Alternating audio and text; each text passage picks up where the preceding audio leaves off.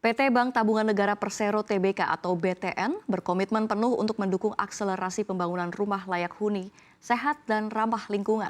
Karena itu BTN siap memfasilitasi ketersediaan rumah rendah emisi hingga 150.000 rumah pada 2029 mendatang.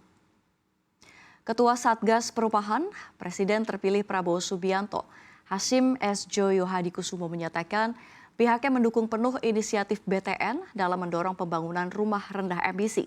Inisiasi BTN pun sejalan dengan upaya pemerintahan baru untuk membangun 1 juta rumah di perkotaan dan 2 juta rumah di desa di seluruh Indonesia setiap tahunnya.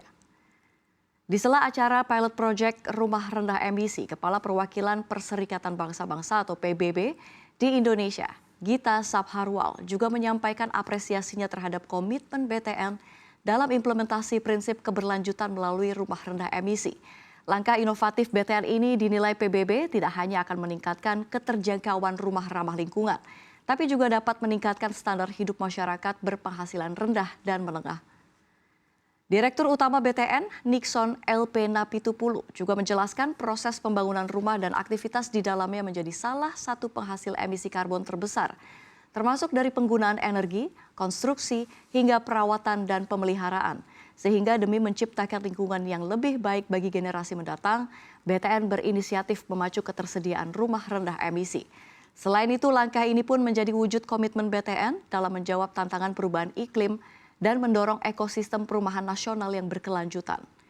Nixon mengakui secara bertahap BTN akan mendukung pembangunan rumah ramah lingkungan atau rendah emisi yang menggunakan material eco-friendly.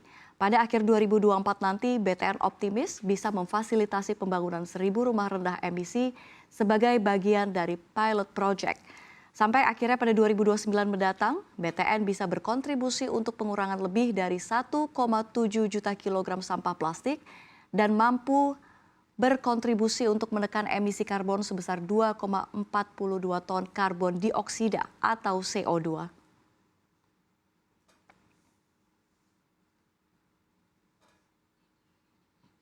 Dan berikutnya kita simak bersama pergerakan saham Bank Tabungan Negara atau BBTN di penutupan sesi 1 ini Bursa Efek Indonesia.